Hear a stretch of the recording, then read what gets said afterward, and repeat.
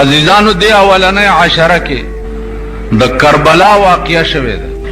هغه واقعه تاسو ډېر زیرو بم سره علماء نه اوریدلی به یا به واورئ. زه درته د کربلا هغه اصلي فلسفه او بنیادی مقصد بیانول میں غرض دے. په کربلا کې دغه وخت کې حکومت چې د یزید ابن معاویه، یزید د معاویه صاحب زویو، او معاویه رضی الله تعالی عنہ دا هغه صحابی و چې دا کاتب الوحی د جناب رسول الله صلی الله علیه. قرآن بچ نازلېده نو یو کاتب پکې د وحی دی هم دا یزید د زوی، او په دغه ملک په دغه وخت کې د دو حکومت دې کې شک نشته چې و د صحابي زوی، لیکن خپل کردار او خپل کرتوتونه چې هغه د نظام محمدی نه خلاف خلک یرولی د یری چا غږ نشو کولی. بیعت هم دنیا چې د دنه د یری کړو، او دغه دعوت د بیعت چې ده امام حسین رضی اللہ تعالی عنہ تم ورکڑش چې ته د یزید نه بیعت وکا. امام حسین رضی اللہ تعالی عنہ فرمایل چې ٹھیک ده بیعت کول ګران کار نه ده، صرف دومره ده چې هغه قانون چې کوم زما د نیکه په کور کې راغلی دی، هغه قانون چې کوم زمان نیکه والا ترتیب ورکړی او جوړ کړی دی، د هغه قانون د دفعات او خلاف ورزي کوي دی، نو هغه قانون ما ته اجازت نه راکوي چې زه د نه بیعت وکړم او دې تسلیم کم او دې ومنم. عزیزانو اصل رنگ او رخ چې دی د کربلا هغه دا دی.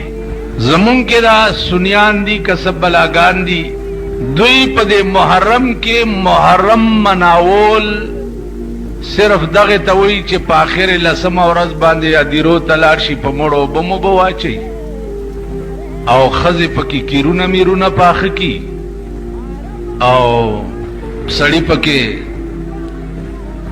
خدای خبر څه چلو کی. دا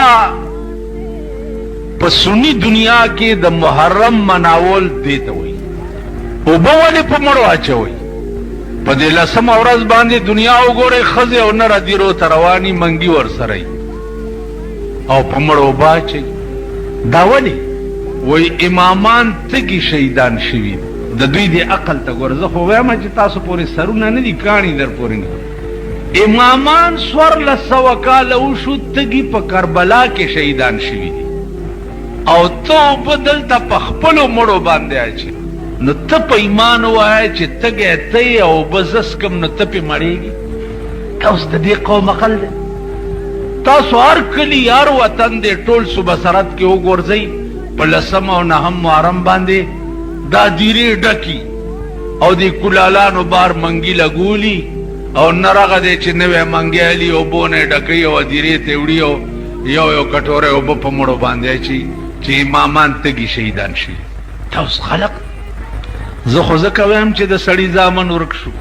ښځې او نر د نه سړي زامن دي، ښځې او نر اوبه په خپل مړي اچوي او امامان تږي په کربلا کې شهیدان شوي دي. نو دې ځای نه لاندې څه پایپ لاین تلی دی چې دا اوبه هلته هغې ته بیا دا اوبه د مرګ نه وروستو چاته وررسي. هغه بنیادي فلسفه د دې واقعي چې ده په هغې تر اوسه پورې سني دنیا پوی هم نه ده، پوهیږي نه چې دا جنگ شوی ولې و، بنیاد یې څه و. عزیزانو بنیاد یې دا و چې هغه قانون چې کوم زما د نیکه په کور کې جوړ، ته د هغه قانون نه خلاف ورزي کوي.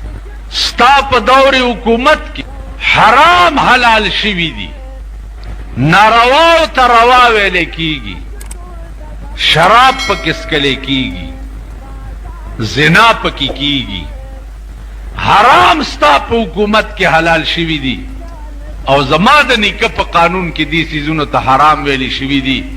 نو څو پورې دی چې دا حرام بند کړي نه ترغه پورې زستا بیعت نکو. که د پاکستان قوم کې ایمان وې نو په دې 15 کاله کې به د پاکستان یو حکومت هم تسلیم کړي وي. ځکه چې هر حکومت چې راځي هغه د حرامو جړ دی، د نارواو جړ دی، د بے حیایۍ جړ دی، د بے غیرتۍ جړ دی. هر حکومت چې راځي نو دا حکومتونه د دې قابل دي چې دې ته سړی سر ټیټ کړي او دا تسلیم کړي. د امام حسین بنیادی جګړه دا وه. بیا د کوفې خلق ورپسې راله، د کوفې خلق ورپسې راله چې صاحب تا سره یو چې څنګه وې هغسې کوو او د ده مقابله کوو. امام حسین رضی الله تعالی عنه سره د بالو بچه کربلا ته ورسېده او خیمې ولګولې او اعلان یې وکړو چې یا به جنګي او یا به ته د خدای قانون ته تسلیمیږي. دغه وخت کې ابن زیاد په دغه علاقه گورنر و. ابن زیاد نامه یې و، دته به وي ابن مرجانه. بادشاه حکم و چې ختم یې کوي. عزیزانو دا اهلی کوفه چې دي دا ټول ته وتښتېده په خاص وخت کې. امام حسین رضی الله تعالی عنه صرف خپل خاندان 72 کسان پاتې شو. اوس څه کوي؟ دا وایي چې سر قربانوم، بچی قربانوم، لیکن د باطل په لاس کې لاس نګدم. ابن زیاد فوج راوستو ته غیر چاپیری په 72 کسانو باندې جنگ شروع کو چې دا 72 بدر باندې قربانوم یا به ته قرآن ته سرنګون کی. جنگ شروع شو. عزیزانو نمبر په نمبر د خاندان رسول بچی به قربانې ده نمبر په نمبر. په دغه وخت کې د شاه قاسم کویدن شوی و. اوس خیمې لګېدلې دي او د شاه قاسم کویدن هم شوی ده، جنگ هم شروع ده. امام حسین رضی الله تعالی عنه وی چې جنگ هم شروع ده خو کویدن چې شوی نو سنتو باندې عمل کول ضروری دی. راځي چې دا ډولای مروړو. امام حسین د یار په خط و خال باندې بچی قرباني، بچی په قرباني. زنانه ته وی چې دا د شاه قاسم واده پکې وکړي. نو یو خیمې نه بلې خیمې نه ډولای مروړ او دا شهیدانو د وینو نکریزې لاس باندې جنای ته ولګو. د شپې ډومبای شپه ده आवाज وشو چې راوځه جنگ لا توره راواغسته. ناوې ورته څه وایي؟ ناوې ورته څه وایي؟ ځانونو ته وګورئ. تاسو کې چې ودونه یې ځانونو ته وګورئ، ډولای ته مو ګورئ، هغه جنجونو ته مو ګورئ، وریجې چې پخ کړي خلکو ته ټوکرای ټوکرای کېږي دغې ته وګورئ، دا غټ سریم چې والا راغوښتي دغې ته وګورئ، د شاه قاسم واده ته مو ګورئ. د شاه قاسم بی بی قاسم توی جانا نا مزه زمانا. د لومبۍ شپې ناوې ورته د شاه قاسم بی بی قاسم توی جانا نا مزه زمانا. شمر ظالم بدی د غشو په باران وجنی، دا مظلومان وجنی. او دا څوک کوي دا کار؟ قرآن وائی د قرآن بیا خاوندان وجنی، دا مظلومان وجنی. امغه خلق وجل چې چا قرآن لستو او چا قرآن منلو. تاسو به وایو فوی داسې کافرو چې چا قرآن وی او مغی هغه څوک وویشته چې چا د قرآن خاوندان اوج. قرآن تاسو ویلې ده که نه؟ دا تاسو چې په چا ډس کوئ او څوک ولئ هغه قرآن مني که نه مني؟ نو قرآن وی او د قرآن خاوند وجنې که نه؟ و چې ووتو جنگ کې راګیر شو، شهید شو، د خیمې مخې له یې پرې کړی سر راوړو. اړوندبۍ شپې ناوې ورته راووته او په مخې ورته لاس ووهل. علي اکبر نمبر راغی. الله اکبر. هغه ورځ د چا زوی شوی ما ته ښه نامه پې کېده، مال علي اکبر نوم پې کېده. وی یاره جي علي اکبر څه زړه نامه ده، داسې نوې غوندې نامه وښیه. ما نوې نامه درته وښیم ویلې او مال دغه نامه پکې ده، دلیپ کمار نامه پکې ده. نو چا څوک دی؟ مال د هندوستان یو مشهور ډم دی، پاکستان ته چې راغلی هم ډېر استقبال یې شوی و. ما دا نامه پکې ده، دا نوې ډېره ښایسته نامه ده، د ډم نامه پکې ده. زه خدای دې د دغه زوی سر کپ په خوله که چې دا تا راوړی دی ورکېږه. علي اکبر وایي زړه نامه ده. دا خلق دی، دا څه قوم دی.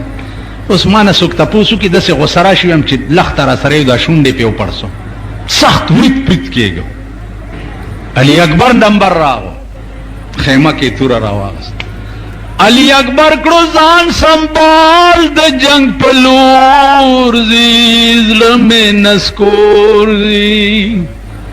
علی اکبر کړو ځان سنبال د جنگ په لور ځي، زړه مې نسکور ځي. پستر ګوړل شه چې څوک داسې شهزادګان وجني، دا مظلومان وجني. او چې بار ووتو د تورو په منځ کې ګیر شو، علی اکبرم انا لله و انا الیه راجعون. امام حسین نمبر راغی، لسم محرم دی.